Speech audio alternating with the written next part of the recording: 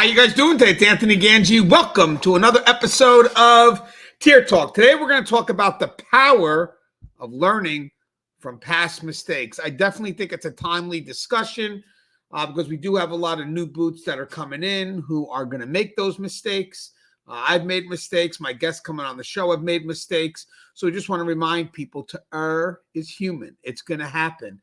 But how you recover from the mistakes is really what matters. And also, and we'll go into this a little bit deeper, though, also when the mistake happens. A mistake at the very beginning of your career could be very detrimental as opposed to a mistake you make later in your career. And that really relates to your self-confidence. But before we get into the show and I bring on my guests, just got to let you know I got some books on the market. We have Inmate Manipulation Decoded. This book is available on Amazon. Link to this is in the description. Guys, this book's got tons of information on how to deal with inmate manipulation. It's used for training all across the country. It's a nice little size, good quick read. I would definitely recommend you get your hands on this. Good information here. I also have another book coming out in the market. It's going to be published by Blue 360 Media. Similar in fashion, pretty much the same size, and it's going to be about dealing with unruly inmates. That's going to be, let me just fix something. It's going to be about dealing with unruly inmates. I don't know what the exact title is. I am really excited to get this book out there. There's a little story connected to it, which I think is pretty cool. And you'll be seeing that book out shortly. That would be a great partner book for this. So again, you got a book on manipulation, a book on dealing with unruly inmates. I try to really break it down in a way that was never done before. And then, guys, what we'll do is once the book's been out there for a little bit, I'll start putting a curriculum together, maybe start developing a class off it so we can go ahead and get that information out there as detailed as possible. But I promise you guys, when you read that book, you're going to enjoy it. We also got two other books from Blue 360 Media that I wrote. We got tips for new correctional officers and their supervisors. This book does very well. If you guys go to Corrections 1, there's a little excerpt from the book that's on there now. But if you guys haven't gotten your hands on this, definitely recommend you get your hands on this as well, because this got, just really good, strong passages, just good thoughts from not just myself, but other people in the profession. And that kind of connects well with this book. How to Succeed in Corrections, Lessons Learned While Working in a Prison. And again, same thing, passages supported by other professionals in the field. And it's just got tons of information. It's going to partner well with Inmate Manipulation Decoded, the book about unruly inmates. And I have another book coming out at the same time that's similar in fashion here, passages with supporting quotes. And it's more on leadership, but related to corrections, of course. The passages are not as big as you would see in these other books, but there's a lot more. And I have covered some of the passages in these books, but most of the passages that are in that new book coming out are going to be new or an added perspective.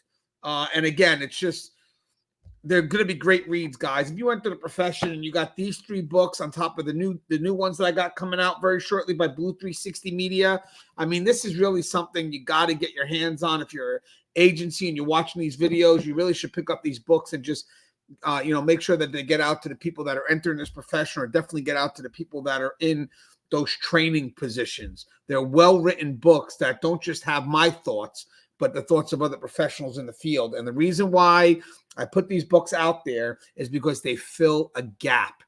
When I did Inmate Manipulation Decoded, that's because I thought it wasn't taught like it should be. Taught with an effort of vulnerability and how psychology can be used against us. With the two books I have coming out now, especially the one with the unruly inmate behavior, I think it's difficult for someone who is new to this profession. And right now, as I said, we got senior officers that are leaving to navigate through inmate interaction, especially the unruly inmates. So this was an effort to really look back at my experience and try to really filter what is it that I know that I'll be able to give to a rookie right off the bat, especially if they don't have anyone to model from. So it's just an effort to fill that gap between inexperience and experience. And I wrote that book pretty quick, but when I tell you it's a great book, it really is a great book. And the other add thing before I bring on the guests is these are discussion-worthy topics. These books are put out there so you can read and discuss, so you can just further evolve with a stronger foundation. All right, let me get Russ. What's up, Russ? Anthony, how's it going, sir? Good. I know you got a lot of stuff going on, Russ. So please, thank you for taking the time to come on the show. It's amazing. Do you mind introducing yourself? Not at all. My name is Russ Hamilton, and I am a former and retired sergeant from California Department of Corrections and Rehabilitation. I am also a former senior juvenile correctional officer, and I currently work for a private company where we do rehabilitation and reentry work for a local probation department and a local county jail where I am the case manager. I'm also the founder of Keepers of Chaos, where we cater to everybody that's in corrections, whether you're custody or free staff or any of those things, just to try and make things safer, more interesting, and to keep everyone on the same page. It's really a great venue for being able to learn about history and tactics and everything else that goes on in corrections. So that's me in a nutshell. Yes, and I actually think I have a connection with the juvenile, someone from juvenile justice. Like I forget either juvenile justice or maybe it's a state facility that's with juveniles. I'm supposed to meet with them or talk to them next week. I'll keep everybody in the loop with that to see what it is that we're trying to work on. Okay, let me get Joe on. What's up, Joe? Hey guys, good evening. Hey, Joe, you mind introducing yourself? Yes, sir. My name is Joe Pomponio. I'm a retired lieutenant from the Texas Department of Criminal Justice of 29 years and 6 months. I'm currently working as an assistant jail administrator in our local sheriff's department jail division and a panel member here for Tier Talk. Yes, it's always good to have you, Joe. Hey, guys, before we go into the top, I just want to mention, guys, the stuff that we do on this channel, the videos we put together, I think in a couple of years, because I do retire in about 3 years, we're really going to start focusing on going out more to conferences, whatever it is, and really teaching the lessons that are not just learned through the videos, but from the books we provide. Hopefully, Russ and Joe will get a book out there soon, give it over to the publisher, and then what they do is not only they publish the book, but they go ahead and also maybe could create a curriculum for us when we teach it. We're able to do handouts and make it a very good learning experience. And again, the company that publishes me, Blue 360 Media, is the #1 publishing company for law enforcement. So to be connected, with corrections, to be connected with that published company, it's pretty amazing. And I was talking to Russ and Joe the other day, and the lessons that we provide in these videos you could take one video and just create a whole PowerPoint on it. But I think that would be the goal, is to eventually bring the lessons here out into like conferences or academies or whatnot, just to kind of make sure that we stay true to who we are. I got an article coming out soon with Corrections 1 talking about working with the newer generation, and we're kind of talking about blending the new with the old, the stubbornness of those core values with innovation, and it's a fine balance. But I really do think that for the people that are leaving this profession, we may still be required to look back a little bit and make sure that we're handing the profession off in a way that we feel comfortable with. I mean, that's why me, Russ, and Joe, but more importantly, Russ and Joe, who have both retired, they're making sure that, hey, when I leave, did I do what I could to make sure that I left the profession in good standing, so people are able to just pick up the ball and run with it with confidence, as opposed to just ghosting the profession and then having people just kind of figure out on their own. Because with the people that are coming in this profession today, if they don't have the guidance from more senior, more experienced staff, even if they pick up the ball, where the hell are they going with it? I mean, that's what our concern is right now. So, guys, the topic today is the power of learning from past mistakes. I think this is a very good topic. Because there's always a lesson to learn when you do make mistakes or past failures. That's why I think in the book I have coming out, we kind of keep successes and failures very close together. I think the lessons here that have been taught to me were that, successes kind of keep you motivated, but failure keeps you humble. So it's kind of like a very fine balance. But also to let people know that it's okay to make a mistake as long as you're able to rebound from it. And what I mean by that is mistakes happen. That's the key.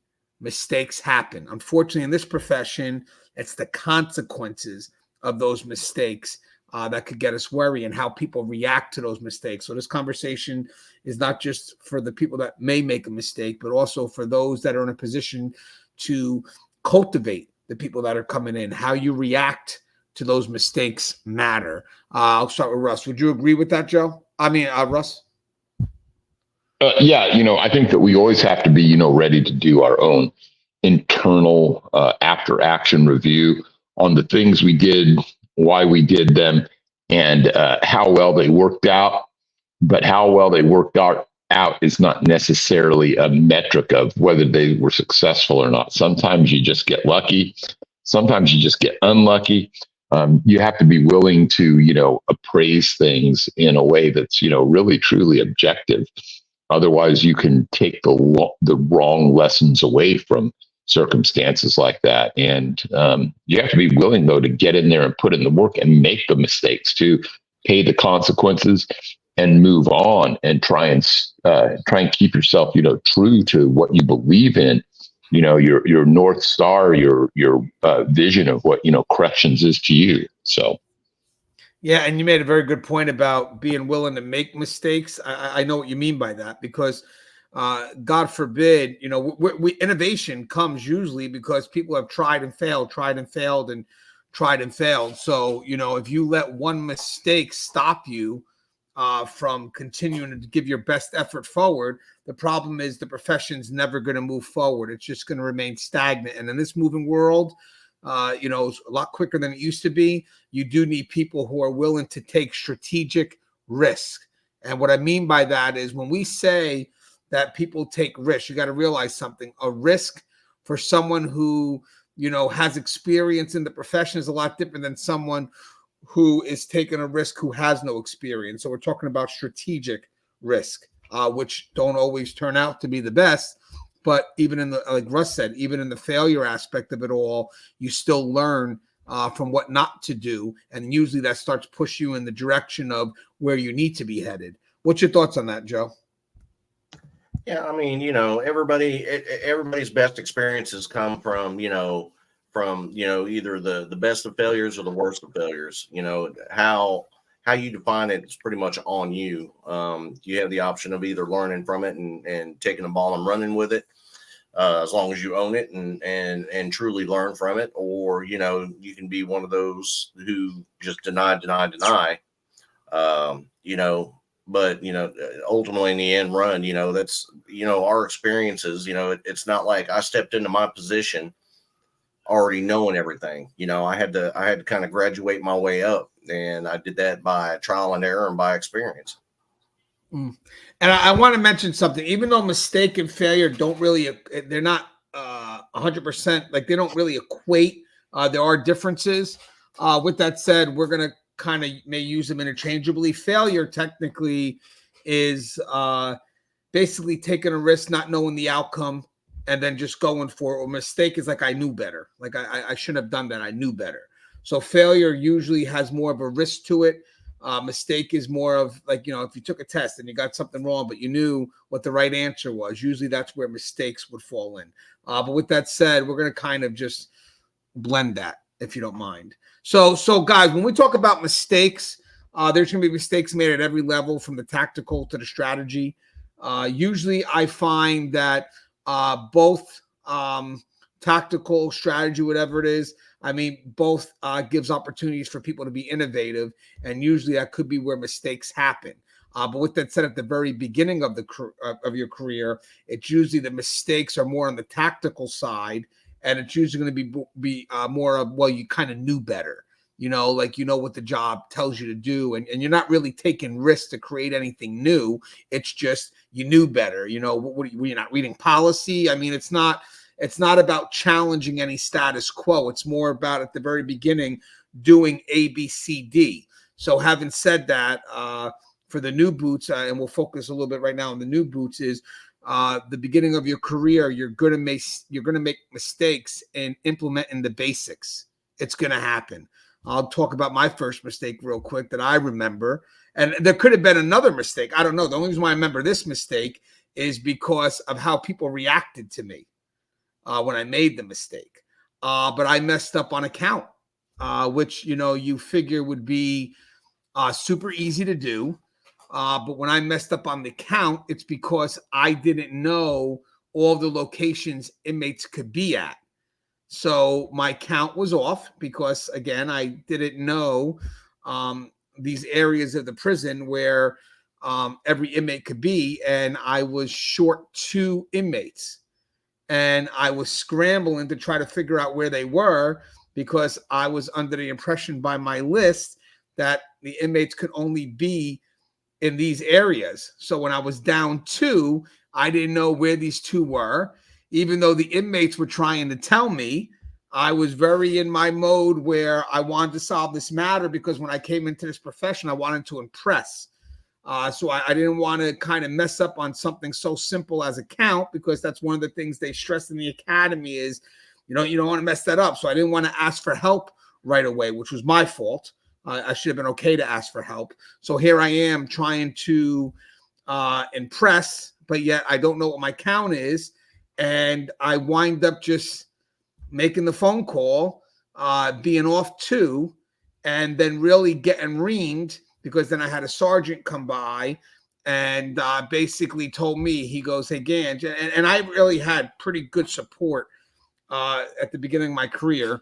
And I've shared stories like that in the past, but he said, you shouldn't have called that in.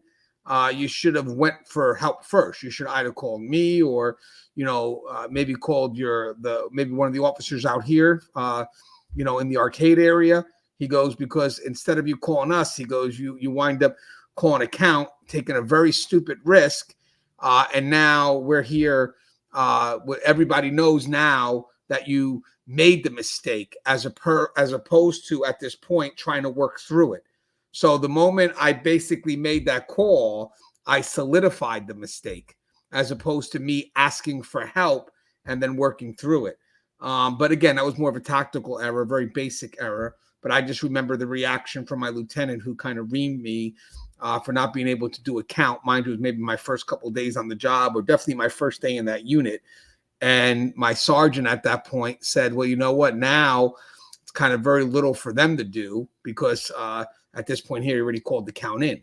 So now I gave him paperwork and all this other stuff. When he said, "Next time, if you could have just admitted that you were unsure of something," because he didn't even say make a mistake, that you're unsure of something, we could do a lot more on the front end than you could do on the back end. And the reason why I'm thinking, and he was right, that you didn't bother to mention it on the front end is because you were more concerned about your pride. And this is the lesson I learned that day. He told me, when you come into this profession on day 1, you don't look to impress, you look to learn. My concern here was I didn't want to get that count wrong, because I didn't want people to think less of me. So I was afraid to ask for help.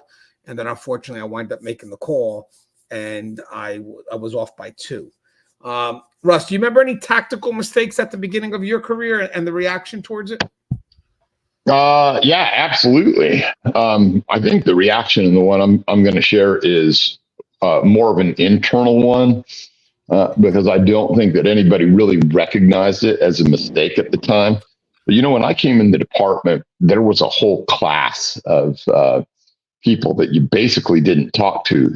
Anyone that wore those captain bars on you were people that you would never, ever speak to under almost any circumstances unless you were in trouble. And that changed as my career went on. And people, for whatever reason, either became more friendly or more accessible, maybe less standoffish, is what I'm trying to get at. That things changed in corrections. But on this one particular day, I will never forget this.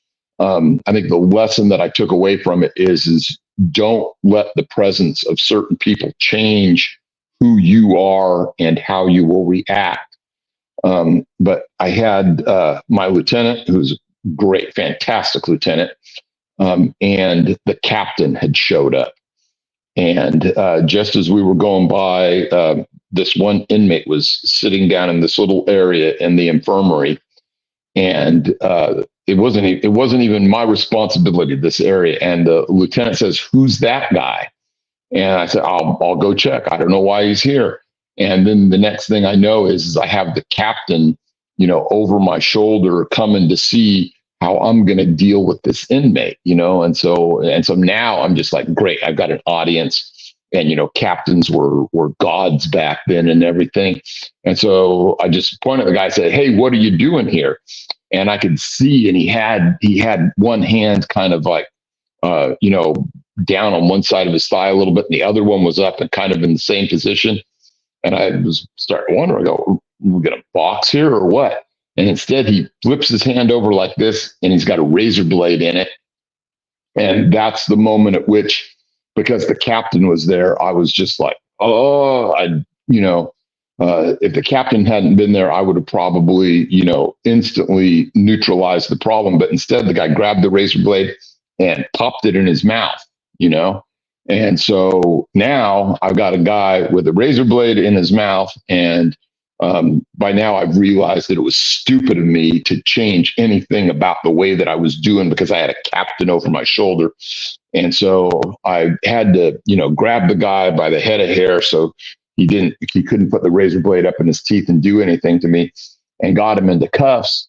But then we were in a position where we didn't know where the razor blade was anymore. We didn't know if it was still in his mouth. We didn't know if he had swallowed it. And so then it became a big wrestling match, and we had to wrestle him all the way up a bunch of stairs, and the captain is right along with us. And I don't know why the captain's doing this. The captain, I wanted him to leave, but we got him up there, and then we had to put, lead over us while they took an x-ray. We literally had to, hold him in place and stop him from squirming so we could get the x-ray done. And all of this, I'm thinking to myself is, man, why did I not do exactly what I wanted to do at that moment in time?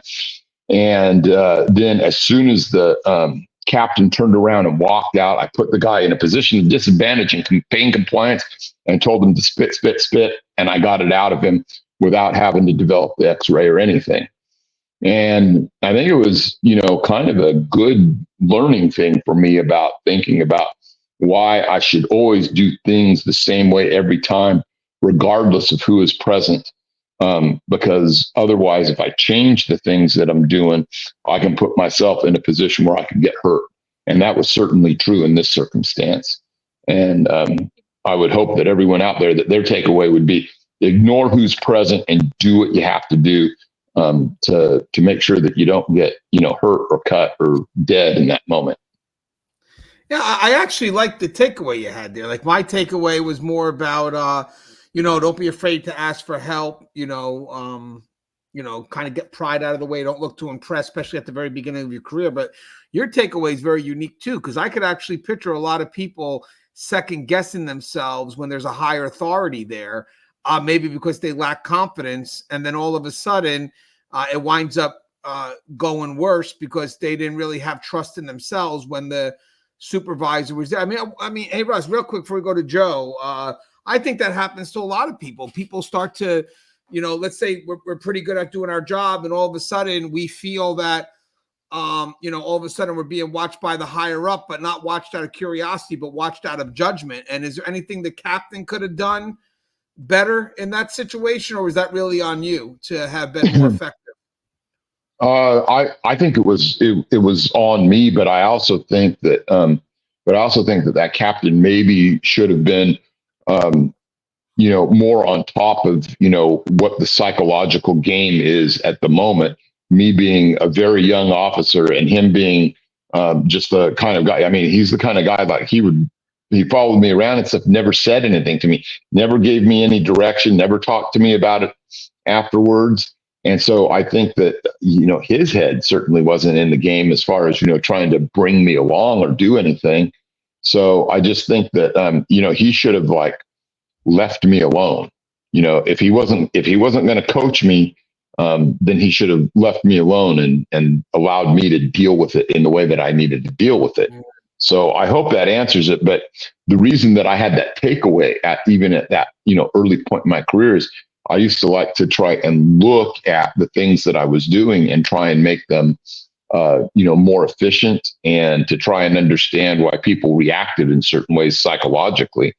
And then when I realized that about myself, that, I'm changing the way I do things based on the presence of an individual, and this time, for the bad. I didn't want to impress anybody. I was just afraid I might get in trouble if I used too much force or not enough force or whatever else was going on there. So I just said, you know what, from this point on, I'm doing things the way I'm going to do. And if people feel like they have to hold me accountable because they didn't like my decision, well, then they can just do that.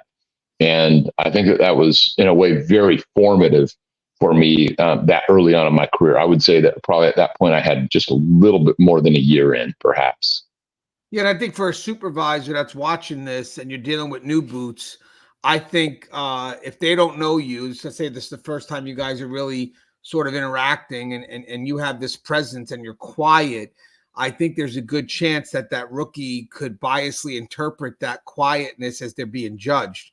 And then now it's funny because we may think our presence may want that rookie to strive for perfection, but unfortunately it could overwhelm the rookie to the point where they're more concerned about each move they make because they're afraid that move is going to be judged through the eyes of whoever's watching them. That's actually maybe even again, we always do this, but that could be a topic in itself where just the presence of that supervisor, which at first you think the rookie could see as reassuring, like the supervisor's got my back, but I don't know the supervisor. I don't know them yet. So the first thing I'm thinking of is I don't know if the supervisor has my back. I may look at it as the supervisor is on the scene judging what it is that I'm going to be doing. So that's why I think it also is more proactive on that supervisor to make sure that there's no judgment in that moment, that I'm here to help you. So go ahead, do what you got to do. And if I got to guide you, I'll guide you. But let's just see what you can do on your own. I think in Russ's situation, the quiet presence of that supervisor and Russ never interacting with that supervisor took the supervisor's presence as you're being judged, which all of a sudden now Russ is starting to be concerned of every step he's got to take now because he's afraid that if he makes a mistake at this point, oh, God knows what's going to happen to his career. Correct, Russ? That's pretty much what it was, right? Yeah, I'm not sure if that exactly was running through my head, but I was definitely thinking, why is he looking at me? Why is he so close to me? And why don't I feel that I have the freedom to, because why don't I have the freedom to just feel like I need to do what I need to do in that moment? Because I didn't feel like he was there for backup. I mean, it was just me and the lieutenant and another guy, another officer that showed up in that moment that started, getting hands on the guy and getting him under control and handcuffed. And then me and the other officer, having to don the lead stuff to hold him in front of the x-ray, and just a whole bunch of nonsense that went on that could have easily been, better served by me, slapping the razor blade out of his hand. And I was very conscientious about that because I had been in some pretty good things, like especially in the last couple of weeks before that, where I felt like I had acquitted myself very well. And all of a sudden I felt like, man, I was back on day one. Right. And you know what? Because, as I said, because you didn't really know that supervisor, what would be maybe quiet support actually turns out to be judgment. So even later on, when they go to give you advice, it's not coaching, it's corrective. So I definitely think when you have an established relationship, then okay, I get what quiet support is. But until that relationship's been established between you and that supervisor, if you're in the background watching me, I don't feel support. I feel judged at that point because I don't know you. I don't know what you're there for. So automatically, I'm not going to go to the support side. I may go towards the fact that I'm being judged only because, as I said, I'm a rookie. I don't know nothing about you. So at this point here, I think that my actions are going to be judged. And most likely that I can also deal with my own confidence as well. Hey, Joe, what's your thoughts? Any tactical errors at the beginning of your career back in, would that be 19? Let me guess, because I remember you told me 1993? 93, yeah, close enough. 92, oh, all right. 1892, it feels like. But, I can honestly tell you that, I guess it was probably my fourth week on the job as an officer. I was in a cell block, and and it's rookie 101. You know, we had two offenders in the day room start to get into a verbal altercation, and fists started flying between these two. And you know, didn't even think about it. I entered the day room and I handcuffed who I thought was the aggressor and started to lead him out. And as I was leading him out, the guy that I had handcuffed was starting to take a barrage of cheap shots from the guy that I didn't handcuff, which was the other party to this. So I managed to get this guy out of the day room and into the hallway there. Then the lieutenant came down there, and of course we had kind of an unpleasant conversation, one-sided, and that's when I kind of learned, you know, from that point on, whenever you have two offenders fighting, you restrain them both. This way, one doesn't take the chance of sucker punching or assaulting the other one that you have, you know, in custody already. Which actually was a good thing, because it brought about a little bit of change after that, because at that point, us officers were only authorized to carry one set of cuffs. And, you know, after that took place, we actually were issued a second pair of cuffs and had two pairs of cuffs on us at all times, just for that reason. And, you know, like I said, it was a good learning tool for me, because I seen the consequences of the actions of only cuffing one person in a two-person physical fight. And, you know, at the same time, the lieutenant was made aware that, you know, we only had one set of cuffs. So therefore, you know, to fix his end of the problem and to make it a well-rounded, you know, solution for everybody, you know, everybody was issued two pair of cuffs just for that reason. Hey, sometimes mistakes can create policy changes or procedure changes. So, I mean, you know, it's funny too, guys, because sometimes, you know, through the routine, we do break away from procedures sometimes and fall into practices, and practices become the norm. And sometimes, sad to say, but sometimes it takes, you know, I really don't want to say it, but it's true. Sometimes it takes an act of complacency to really go back and say, hold on, guys. Now that we know that this could happen and we can't unsee it, we're going to have to go ahead and probably create some type of layer so this doesn't happen again. Because I think, and guys, I want you to know something, even on the strategic side, when we develop policy and procedure, usually the layers are put there because we have to anticipate human error. I think a lot of people, when they create these policies and procedures, they go in with this zero tolerant expectation, thinking that, well, I have custody there, so therefore this should run perfect. And then having said that, you have to realize that you always need layers of protection, because human error should be accounted for when you develop policies and procedures. That's where those layers of protection are. And for those that are, again, we're talking about mistakes and failures, all the policies and the procedures that have been created are usually based on either things that work or things that don't work. That's how you develop policies and procedures. If it works, we write it down, we keep it going. And if it doesn't work, we also write down stuff to make sure we don't do that, to keep the things going more effective. We also talked about each layer. Like, as I said, when you first enter in the profession, you know, a lot of your mistakes are going to be very tactical, very basic, because you're learning the profession. You're trying to figure out, you know, how things maneuver. And sometimes it's good that you know, may make a mistake, because as we talked about before, it's a great way to learn, but it also shows that you're willing to step up and make decisions. That's another thing. So again, if I'm a supervisor and I'm looking to make sure that I keep you motivated, how I react to a mistake that you made also matters, because you probably made a decision, wasn't the best decision, but I want to make sure that I don't stop you from making future decisions. And with that said, at the very beginning, it's tough. And I'll go with Joe first and Russ, is because at the very beginning, you don't have any successes to build your confidence. So when you fail, you may only have that one moment to lean on. So now at that point here, a failure could bring you very low, because you don't have anything to really lift you up. You don't have any small successes. Right now, that failure is all you have. But with that said, as you start to build in your career and you start to get more experience, sometimes these mistakes that wind up weighing you down at the very beginning, small mistakes, nothing crazy here at this point, aren't as bad because you're able to find out that you are still effective. You just honestly made a mistake. And I think that's funny here too, because even though we're kind of equating mistake and failure, both should be used to motivate you still to move forward. With that said, at the very beginning, I don't want people to think that a mistake is a ultimate failure. And what I mean by ultimate failure, a failure on your ability to do the job.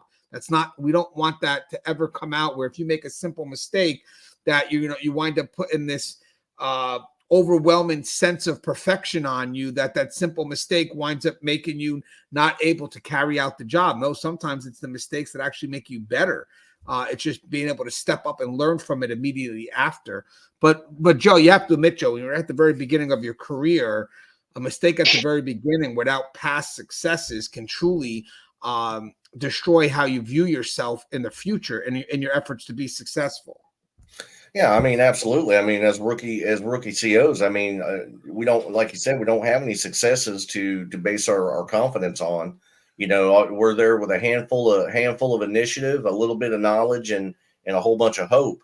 And as you grow and in your tenure, your experience and your decision making abilities come from your past, positives or negatives.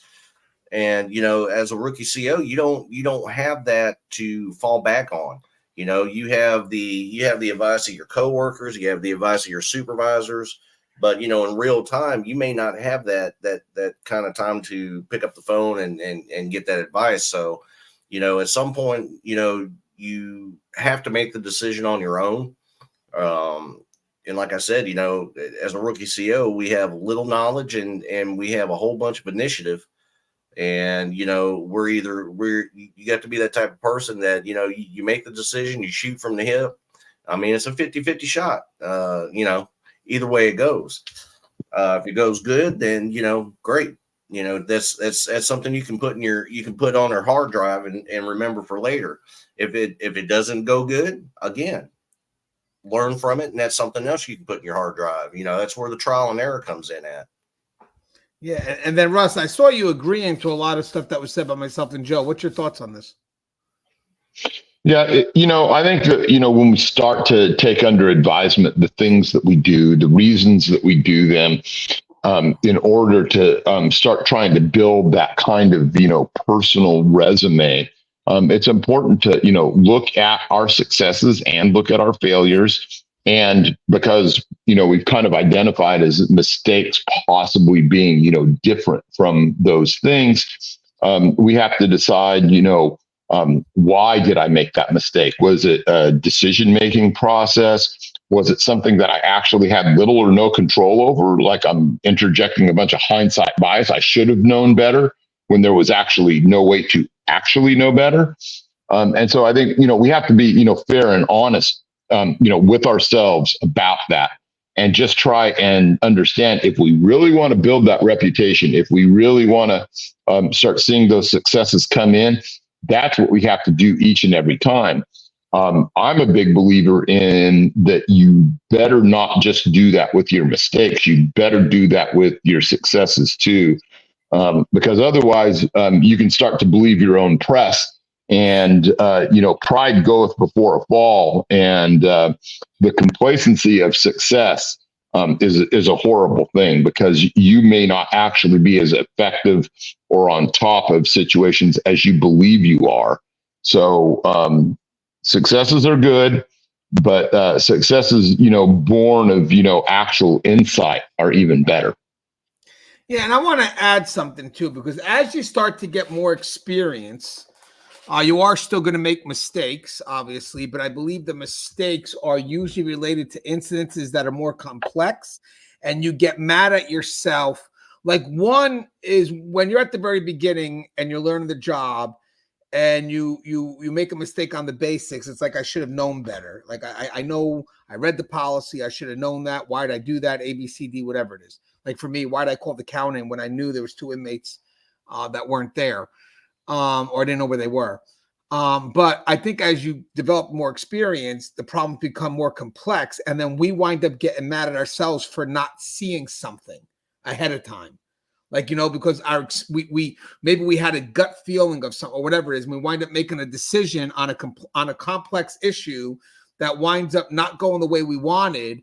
And our biggest frustration is not about us not knowing better, because we know the job. So it's not about that, but we get mad at ourselves for not being able to see a consequence, not being able to see something ahead of us, because now you're dealing with, as you get more experience, you're dealing with complex problems. So they're not always going to be cut and dry, not A or B. So as the problems get more complex and you start leaning on your experience for decision making, a lot of the concerns that I even at myself at this level, and we'll get to strategy later on, but just at this level, sometimes if I go to make a decision and something happens where I should have knew that, why did I think of that? I start getting frustrated for things that I feel I should have known before it happened. As you know what I mean? If that makes any sense. I'll start with Russ first. That makes sense, Russ, as you got more experience and now you start making decisions into more complex situations. It's more about you kind of get mad of not seeing a consequence. It's like, I know I'm making this decision. I know when I make this decision, these are the good and bad things that can happen. And now if something bad happens that you didn't pick up on or you didn't think of, you get mad at yourself for not being able to pick up on that, because you're like, well, I have experience. Why didn't I see that? Yeah, and that does buy into a little bit of the idea behind that hindsight bias that I was talking about. But sometimes, if we start looking at what we can do better with regards to critical thinking skills, we can actually make ourselves, better at, anticipating what the next part of the play is instead of having to wait for it to unfold. And that's just part of, maturing as a correctional officer, is being able to go from making a mistake to recovering from a mistake that you make. Sometimes, all in the same get-go. And so just, be cognizant of what that process looks like. And, the thing that's I've always really truly loved about corrections is the way the human mind works and adapts, or can be fooled, or can overcome, all of these different things. And that's what made it a fascinating career for me. And just, the way we are able to think through these complex processes and get better and better at doing it is one of the things that, makes you truly able to be that impact player, when the play is actually in motion. Yeah, Joe, I agree with that, Russ. Joe, you want to hear something funny? If I make a mistake at the very beginning of my career when I don't have confidence, right, and I start to look inward, I may start to see myself as a failure, right? But later on, when I develop experience and I'm pretty confident, so I got the confidence, and I do make a mistake, maybe because something I didn't foresee in a choice I made, I don't feel like I'm a failure. I feel embarrassed. Does that make sense? Like, as if, you go from no experience, you feel that you failed. And then when you start getting experience, it's more of, man, what the hell? And then you just get a level of it, of embarrassment. I mean, does that make sense? Yeah, it makes absolute sense. I mean, as a lieutenant, 20 years in, I've made some bonehead mistakes, sometimes off of raw emotion. And later on, as I'm driving home, them thoughts start going through your head. What the fuck was I thinking? Right. Where was my head when I made that damn decision? What the hell was going through my mind when I did that? And everybody has those moments. It's comical to me now, but it wasn't as comical to me then, because I was thinking about, Jesus, man, my people. I look like a total ass in front of my shift, and we've all done some bonehead stuff before. And it's part of the profession. It's part of human nature. We're going to do it. We all have the WTF moments, usually about other people, but when it comes to ourselves, we're we're more inclined to be harder on ourselves than anybody outside of my circle could ever be on me. And it's comical because I used to have a captain that whenever I made, it was just it was just something between me and him. It was a personal thing. There was one day I was late to work. I overslept. I was what they call a relief lieutenant. So I was working days and nights. And, my body just gave out one week, and I woke up and realized how late I was. And I got to the unit about the same time the captain showed up, which was about 3 hours too late for me to be there. And, so I went to him. I had my own disciplinary in my hand, and I gave it to him. And, from that point on, it kind of became a comedy thing between me and him. Whenever I did something, something stupid, he would tell me on the radio, "I'll expect that piece of paper in the morning." Right. And that was just the kind of individual I was. If I made that mistake, I'm going to own up to it. Hell, I'll even type my own disciplinary and bring it to you. And, and that was something my staff knew about me too, as well. So, we tend to be harder on ourselves than anybody above us or below us can be, critical of our decisions.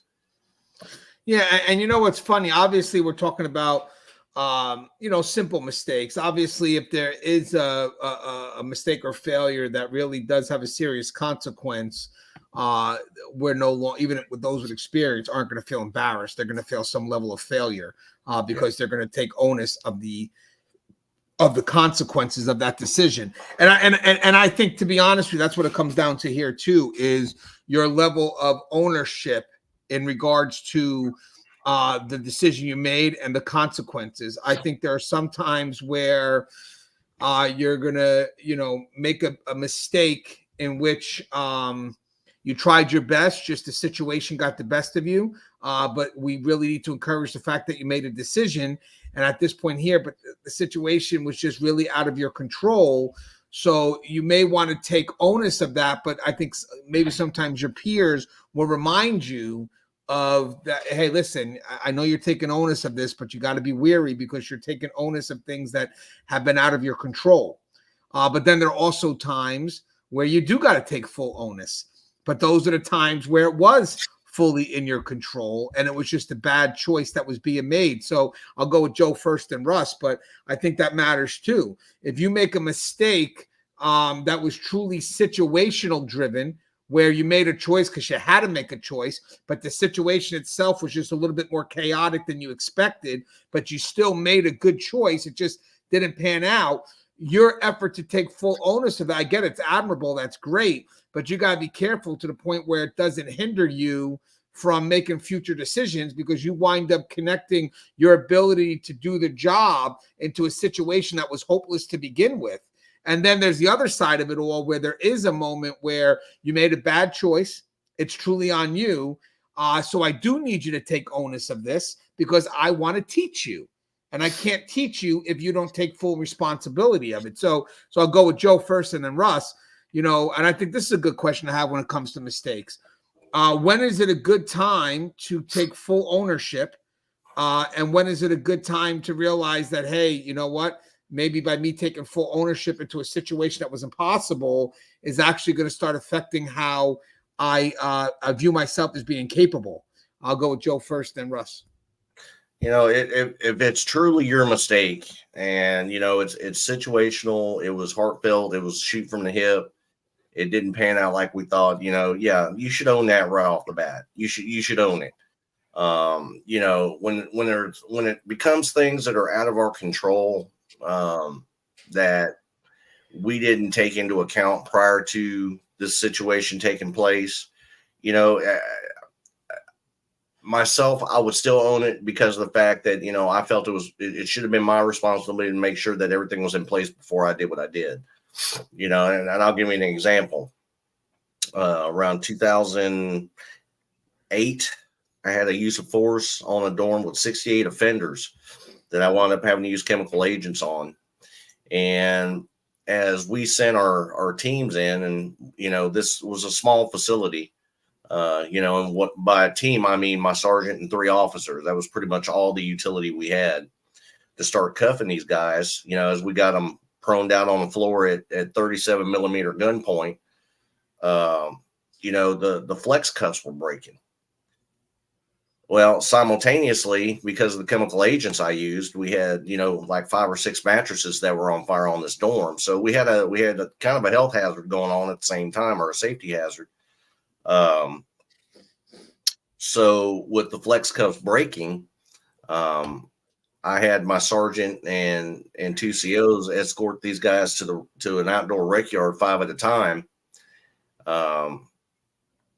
Which led to another situation, because the guy that, the inmate that started it all wound up getting the brakes beat off of him on the rec yard while we're still trying to clear the dorm and put out the fires. And so, it's one of those things where, I didn't anticipate that the flex cuffs were going to be old and dry rotted and break.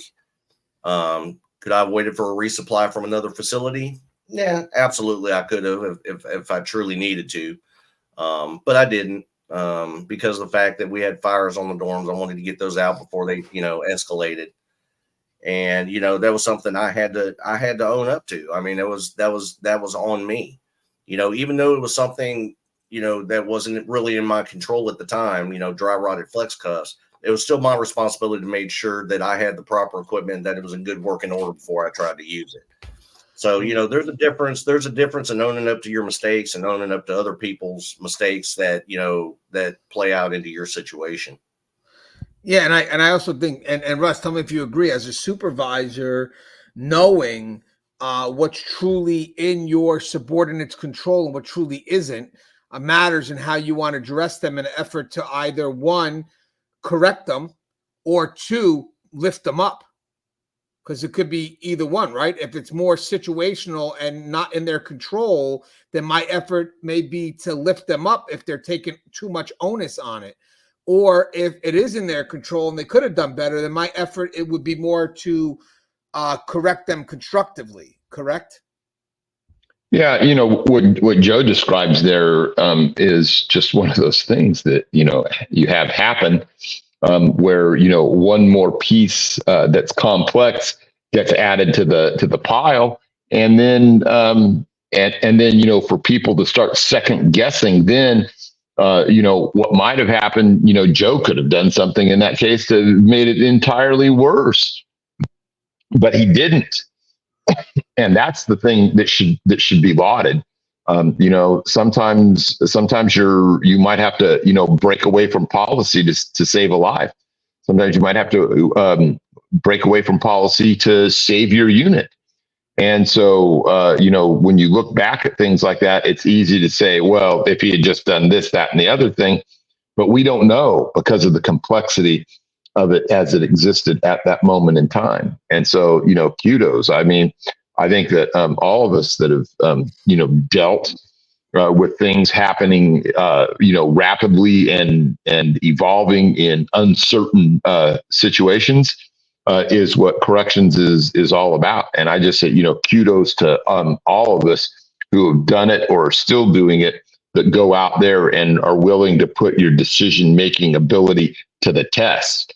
And that's exactly what Joe did right there, is put it to the test. And I know exactly what he's talking about, because I've had so many things go right and wrong and in so many different situations myself.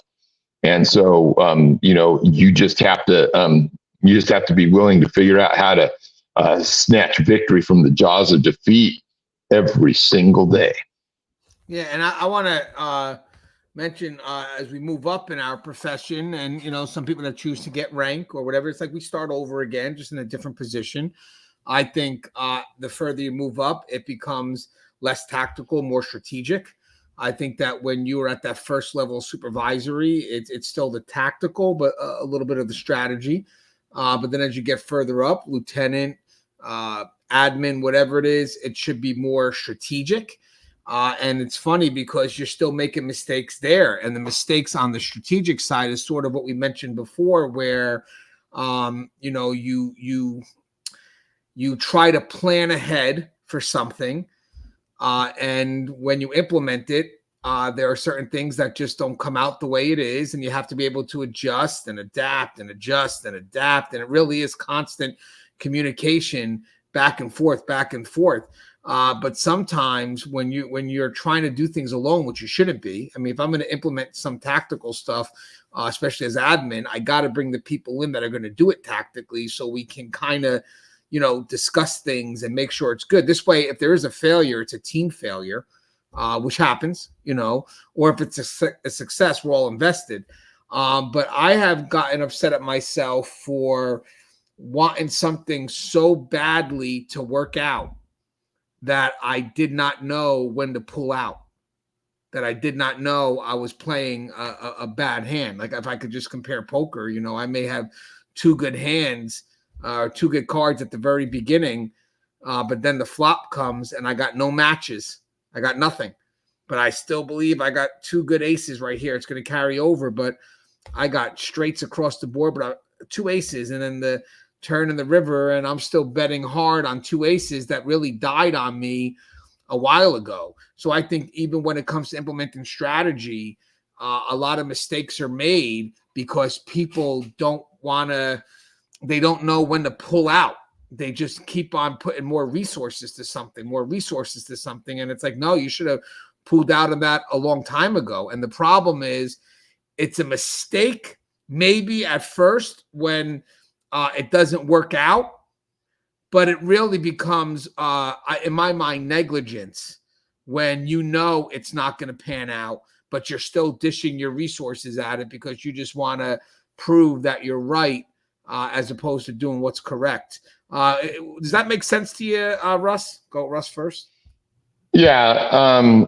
There's so many, different ways that we can look at things, and there's so many things that we can do to try and teach ourselves. And I'm a huge advocate for the idea about, teaching yourself things and trying to make the plays, even if your current hand is not so good. Sometimes you gotta bluff, you gotta go all in, even though maybe you should have, just gone ahead and folded at that point. So, I'll never forget, I've in trying to, self-teach myself, how to recover from things and to get away from mistakes. I'll never forget. I had one of my tower officers call me, and I was alone at the time. And he said, "Hey, you got two inmates down there, and I think that they're trying to move some kites or something over to this one building." And I said, "Well, I don't have any backup down here, but I'm going to see, if I can make a little play on these guys." And so as soon as I stepped outside, the one guy saw me and he just started off into the crowd. And so it was like, oh man, nothing I could do, truly, because I had to make the play then and there. But the other guy I caught up to and said, "Hey, hold it a second." And I looked down on the ground, and that's exactly when I knew that I blew it, because there's a big ball of dope right there, and it was down in the mud. And so I just kept after this guy, stripped him out right there, and I just kept going through. And instead of stopping the strip out, I kept having him go through it over and over. And I just said, I gotta see if I can get him to try and grab that ball of dope up and run or something like that. And then finally he looked back over his shoulder where he could see the ball of dope, and he stepped down into the mud and squished it into the mud. And then I knew that I had him. And so I started out badly in the play, but I kept up the pressure enough to make sure that I was able to end the play, and even though I fumbled at the beginning, I got him. I got him for possession of marijuana at that time, because I wasn't willing to just give up and say, oh well. Now, does that translate across to other things that we could talk about? I think it does. I think that you should never give up. You should see what you can learn from the circumstance, even if it's for a future date. I hope that made sense. No, it makes 100% sense. What's your thoughts on this, Joe? Yeah, and I agree a lot with Russ, as far as that fact goes, and I was sitting there while you were talking, it brought me back to a situation. I was literally sitting over here laughing. As a leader, when we get people in from, into the corrections profession that came from, say, a police department or ex-military.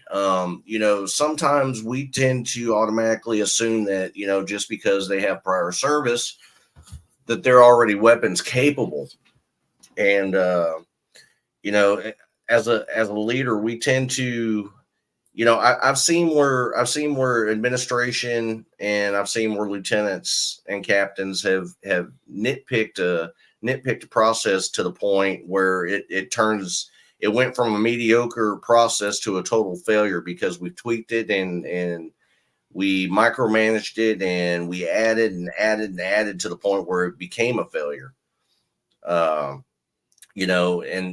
lot of that comes from the assumption that, everybody was doing their job correctly to begin with. Dealing with processes, especially as a leader or as a supervisor, we're not perfect. Some of us are still trying things out by trial and error. And I learned my lesson one time by I'm love all my service personnel, but I'm going to take a little plug at the Marines here for a minute. I had a ex-Marine who I had put in an outside picket because he was a sharpshooter, and he called me and told me, he said, "Hey Lou, I think this shotgun is jammed." And I told him, "Okay, well, go ahead and clear the jam. If you can't get it cleared, then call me."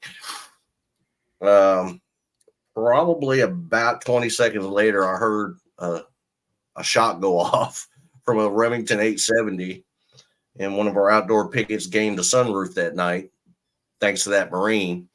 And one of the things that was part of that process during the after action review was the fact that I assumed that because he was a Marine, he automatically knew how to work a Remington 870. And apparently they did not play with Remington 870 shotguns in the Marines. So, assumptions can also lead to process failures. And, and like I said, that was on me. I should have just told him, I said, "You know what, just hold up. Let me come out there and we'll see if we can get that thing cleared." But, a lot of ownership of mistakes comes from the trust that you put in others below you. And sometimes it backfires on you, but you still have to be ready to own that. You made a good point, and that could be a whole nother show in itself, because when you're implementing strategy from above, and let's say going forward, you really think you have a good plan, and then you assume, it's going to be carried out correctly. But let's say there are mistakes being made, or let's say they are trying their best to implement it. It's just not working. How you view their efforts also matter. Are they giving me it all? I'm going to keep on pushing. Or, or maybe they are giving me their all and it's just not working. And that assumption is, bring everybody to the table. Tell me how it failed. What happened? Blah, blah, blah. Instead of just, not communicate. No, I need to know, because I need to know if we're giving it 100%. Do I got buy-in, or is it just not going to work because it's just a bad plan to begin with? I think for when it comes to the strategy side, a lot of mistakes that are made on the strategic side are because, as I said before, failure to let go. I'm going to add the assumption part. I think that's a great perspective. How you adapt and adjust, if you adapt and adjust at all. But having said that, how do you recover from it? I think for me, on the strategy side, you got to bring everybody together that's involved and just try to figure out what's working and what's not working. And then honestly, when it comes to strategy, I think using what's not working to your advantage. There's that, as I said before, keep success and failure close together. When it comes to strategy, that's 100% a great analogy or metaphor, whatever it is, because you're implementing trial and error. Trial and error really is derived from strategy. So when you keep success and failure close together, you'll find out pretty quick. And in my opinion, failure will move you further faster than success will. And the reason why I want to say that, and this kind of gets into the next part of the topic, and then we can kind of start wrapping it up, is we talked about mistakes. And we talked about, tactical strategy, whatever, just an effort to make sure you guys understand, build confidence, all these good little things we gave you. But I want people to realize something too. Just as much as we said mistakes could be situational, so could success. And sometimes people may falsely believe that their own success is theirs when they fail to take into account situations that have occurred. I want to give an example from what Joe said before, but I want to change his story around. Let's say Joe did all, that story he had with the dorm, and, he, while he's putting out the fires, he brings everybody out into the yard. And let's say this day, nothing did happen. There was no guy that was jumped. Everything was good. Joe may think that plan was successful. 100%. 100%. No mistake, no error, nothing. It was perfect. Why? Because nothing happened. That's how Joe's viewing it. Joe's success is viewed on the fact that nothing happened in that situation. Now, a good supervisor may come back up and say, hey, Joe, come here for a second. I know you're on cloud 9, and that's great. But let me tell you what could have happened. Because I've seen a lot of people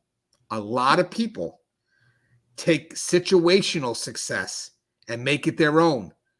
Yep. And then they wind up thinking they're a lot better than they really are. So I'll go with Joe first and Russ, because I know this is definitely something worth. This could also be a whole show. But what's your thoughts on that, Joe, especially related to your you're absolutely right. Even if nothing had happened out on that rec yard, it was pretty much, it was a situational failure all along. When I should have had those guys restrained, should have had them face down on the rec yard, didn't get the dorm cleared in time, didn't get everybody out there on the rec yard, before the fight started, which invoked a secondary use of force with more chemical agents being used. And even had everything gone, in my eyes, smoothly, the situation in somebody else's eyes could have been a failure all along. And it's exactly what you're saying.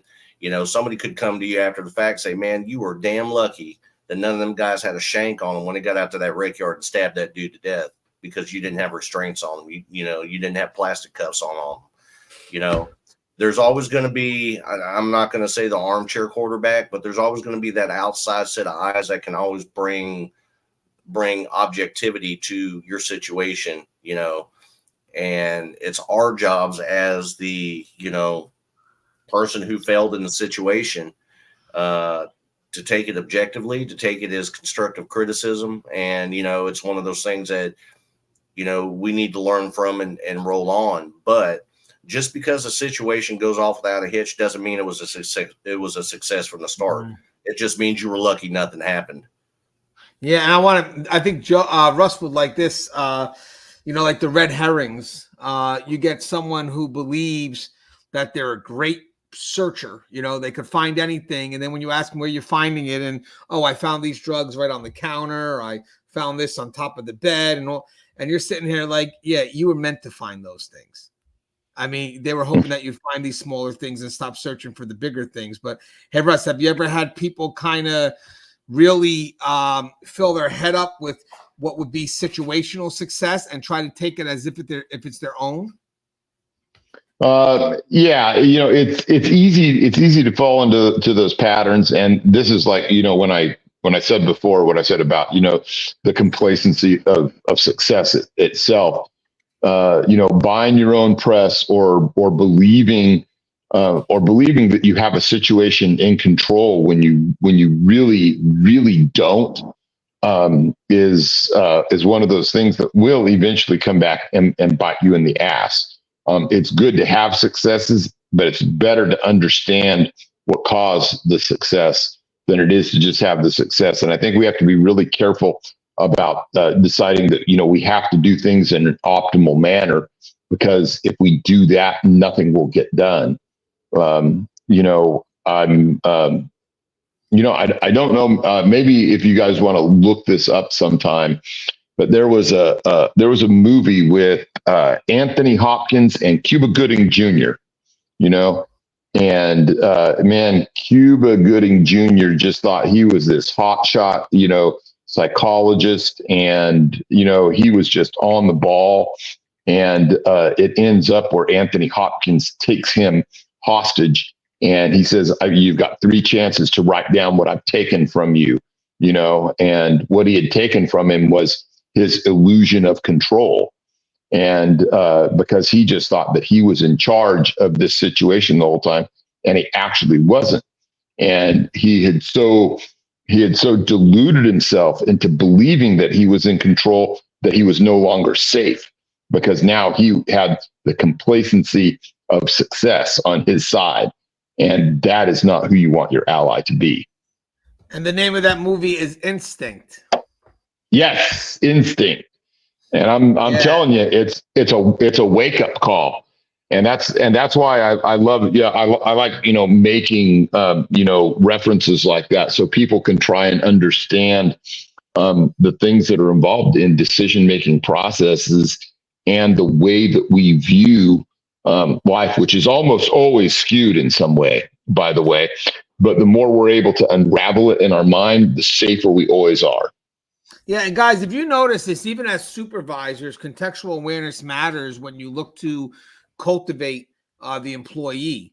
As we talked about before, was the failure situational? Was the success situational? That matters. If the failure was situational, I need to encourage this person. But if the success was situational, I need to humble the person. If the failure was on them, I need them to take onus. And again, I like the fact that we gave a really good piece of advice here. I hope people don't miss this out, is that onus is great to have to a certain extent. So I will take onus of my failures, but if it starts crossing into onus of situations that were hopeless, that I couldn't resolve anyway, I got to be careful, because that could truly make me question my capabilities because I can't resolve it. Think about this. If I made a bad decision over something that I could control, and I have a good supervisor that comes up and starts to coach me, they could build me up because they could pretty much give me direction back into how I can solve something. But now, if I have a situation that I couldn't control that was hopeless to begin with, and I get Russ, who's just not really that good of a supervisor at this point, and starts coming at me, but these are things I can't control, I can't resolve it. I can't be better because there's nothing I can do because the situation was something I couldn't control to begin with. And then the same thing with the success part. If I had a lucky moment and I want to be a supervisor, let's say I had a lucky moment and Russ wants to be the supervisor that kind of likes to avoid conflict and just wants to kind of, very convenient, very complacent, whatever it is. I may just, wrongfully congratulate congratulate Gangi on a job well done. And now Gangi's like, oh yeah, I did great. And then I do the same decision the next time around and it doesn't go so well, but because I was on a high and I didn't realize that my success was just really situational. And Russ, unfortunately, rewarded me by complimenting me. And I got one last thing to say before we wrap up a close, just to kind of talk about this too. One last part is that sometimes you could have success in battle, but you're still losing the war. And you have to really know what the bigger picture is. Because I have seen people, and this is where it gets to be a bit controversial, but we touched on these topics before. I have seen people that, I'll give you an example. I'll give you one example, which I know our frontline heroes may see this a little bit different, but if you look at the bigger picture and overall safety and security, let's say Joe is the unit officer of Unit A. Unit A secured, right? Watches over whatever, 50, 60 inmates. And the next unit over is Unit B. And let's say Russ is in that unit. Now, Joe and Russ, they're immediately close to each other, but they're still separated by maybe a solid, whatever you want to call it, 2 secured areas. And let's say Russ screams for a code because Russ is being assaulted, whatever it is. So Joe abandons his post, goes through the doors, and saves Russ. Now, Joe, on the surface, is successful. He saved Russ. Russ is okay. We're good.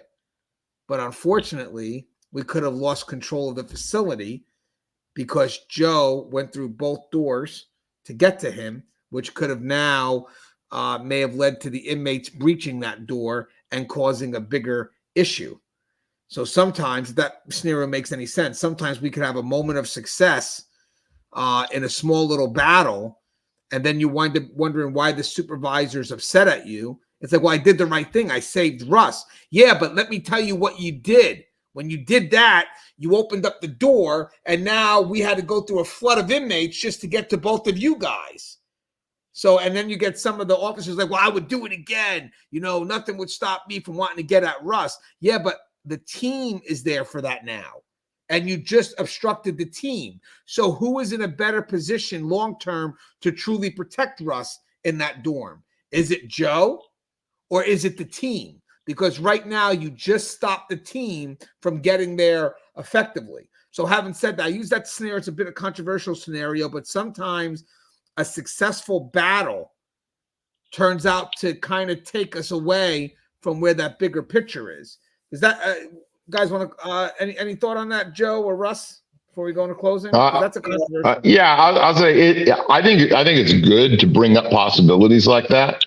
I always default to the thing though is and this is how I used to drive some of my supervisors crazy. I'd say, well, you know what, if you don't want bad outcomes, don't give me shit policies.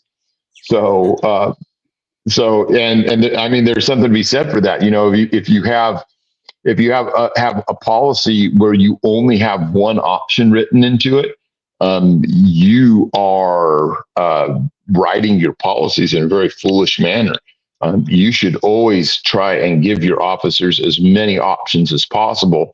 And if that means, adding some doors or a key trap to get rid of your keys in an emergency if necessary, or hiring an extra person to fill in on that shift, then that's the way it should be. I don't think we should be limiting ourselves, but I do like going through these things because I always pull that out as the trump card. I always say, well, don't give me shit policies then. Don't give me an either or situation where both branches of that tree are bad in nature. Don't what was it in Star Trek, the Kobayashi Maru, the unwinnable situation?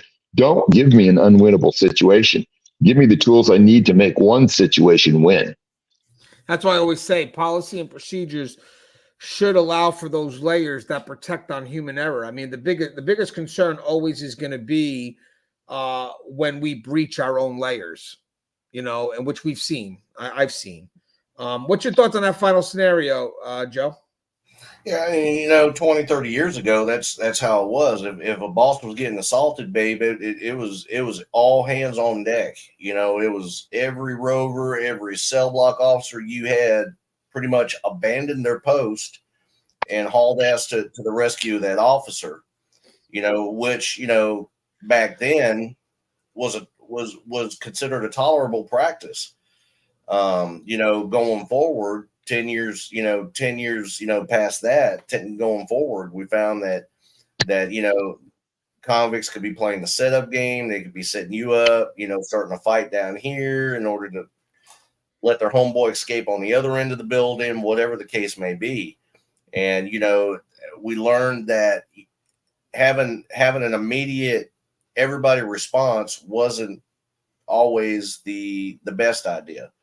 Layered responses turned out to be a better scenario because of the fact that, the first 5 officers that would initially, as an A response, respond to a situation, while the B responders were still on the duty post, maintaining order and security, through the rest of the facility. And that alleviated the convicts from playing the setup game in order to, initiate an escape or a contraband drop or, whatever the case may be. So, in that specific scenario, absolutely, 30 years ago, that would have been the thing. Everybody would have charged through both of them doors, and just to get to Russ, and back then we had a whole different clientele of convicts from what we do now. So, that scenario damn sure would not work today. And we've seen how many escapes, how many escape attempts, how many homicides, how many suicides. We don't know what is going through their mind when something is taking place. So, it's definitely a better thing now to have a layered response than a all-in-one response. Do you remember Floyd in Delaware? Reason why he was a hero is because he told them, "Don't open the door; it's a trap." Because they were going to come in and get him, and he knew that if they were to open the door, it would have breached another part of the facility. So I think one of the last things he said, because I remember going to the ceremony, was that one of the last things he yelled he was a sergeant at the time, was he yelled for the staff that was supposed to respond, or the staff that wanted to respond, not the actual response team, but the ones that were there to respond or could have responded. He said, "Don't open the door; it's a trap." Like, he didn't want them to open the door. So it is a different breed now. It really is. And that's a whole nother discussion. Hey, Joe, anything you like to say in closing? I thought this was a good topic, as always. Yeah, it was a good topic. Not all experiences are successes, and not all failures are situations where we can't learn from. Think about what you're doing, think about the people that it may affect when you make a decision. If you have the time, sometimes spontaneous shit kicks off and you don't. But don't take a mistake or a failure and let it define the rest of your career, because I assure you it does not. You're going to make mistakes and you're going to have failures at no matter what level of, if you're a frontline officer to a frontline supervisor to administration, you're going to make a mistake. You're going to have a failure. It's going to happen. How you learn from it and how you drive on with your people because of it, that's what's going to define you. Love it. And then what's your thoughts, Russ? I just think this is a good and healthy discussion. This is how, we better ourselves all the time. Everything from the thing that we do here, talking about mistakes, to actually doing, after action review of, both our failures and our successes. So if this is something that you're not currently doing at your institution, you should be. You should be doing those after action reviews. And you should be thinking and talking about it in those terms. Like I said, review your successes, review your failures, and then talk about what mistakes were made, if any. And guys, Maxwell is the one, I believe, that said, keep your successes and failures close. And again, for humility, and as well as, success keeps you kind of motivated when you're going through failure, and failure kind of keeps you humble when you're going through successes. But with that said, a caveat to his lesson was more of also, we in higher level positions or a position of influence, how do we approach the individuals who are making these mistakes, or when the adverse of that, or when they kind of, like Russ said, who brought it into the dialogue, which wasn't prepared for, but Russ brought it in, where the success side of it all. What about if you just believe in your own hype? How do you humble that person as a coach? I mean, do you let them know, hey, you got lucky here, or do you just kind of go along on the bandwagon and say that was a great day and whatever it is? Now, again, that scenario from Joe was a great scenario, because it painted, it could have painted a successful picture, but at the end of the day, was it truly successful? No. I wonder if that matters, guys, real quick.